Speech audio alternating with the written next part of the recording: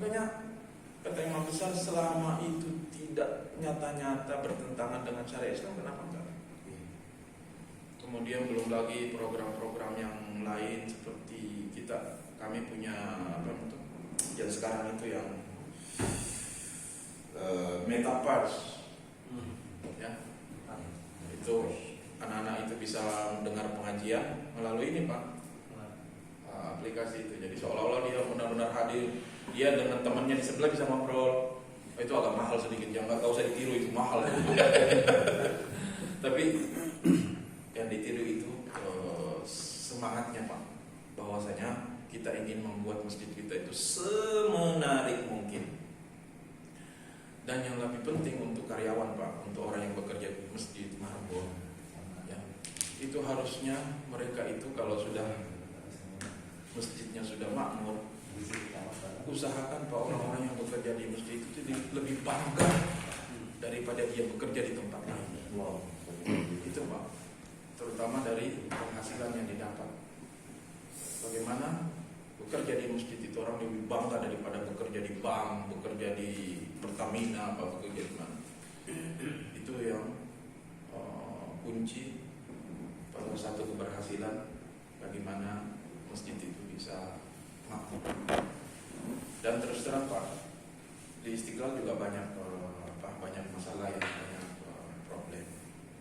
Tapi yang saya garis bawahi seperti itu tadi, kalau kita berhasil membuat masjid tersebut mempunyai daya tarik, orang bangga bekerja di masjid, insya Allah dengan sendirinya.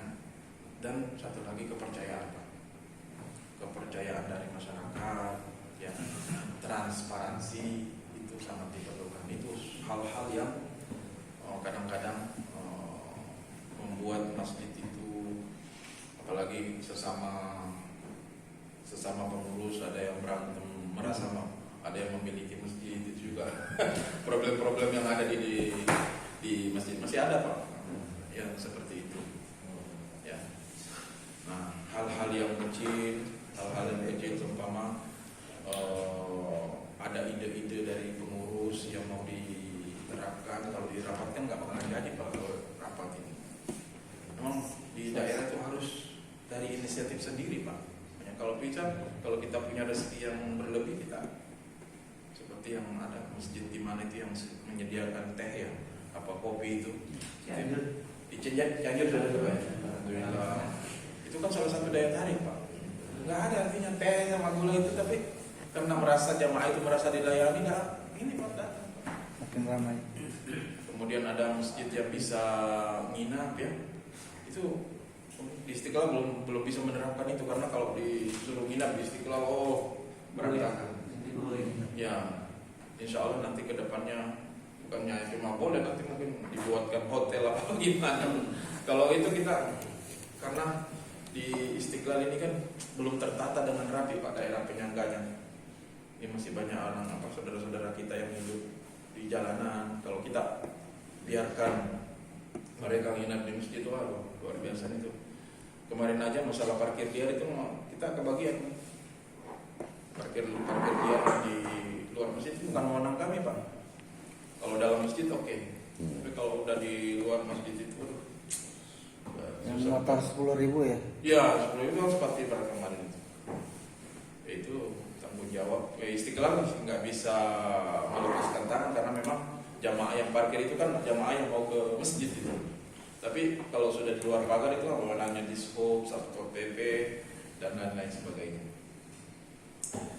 Jadi mungkin yang bisa saya sampaikan, saya mohon nanti kalau ada yang ingin ditanyakan, ada hal-hal yang ingin dikomentari, silakan aja Pak.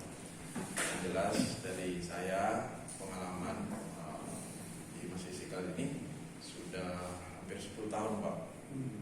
10 tahun lebih deh. Masuk 15 malah, karena saya dari zaman Profesor Ali Mustafa Yaakob almarhum itu 2 periode. Ini sekitar 15 tahun.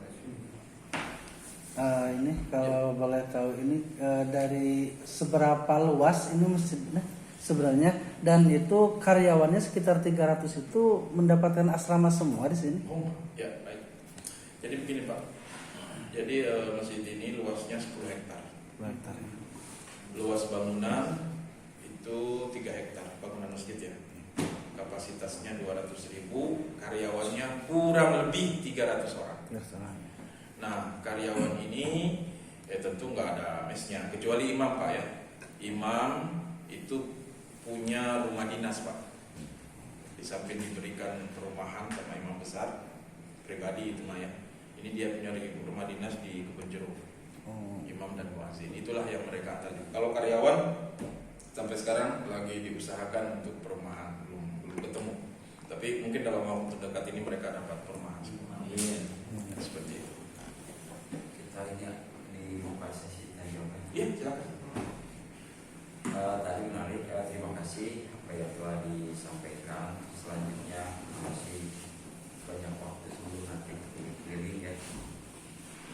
Tadi Bapak menyampaikan masjid ini kan sepertinya jadi tempat transit. Iya.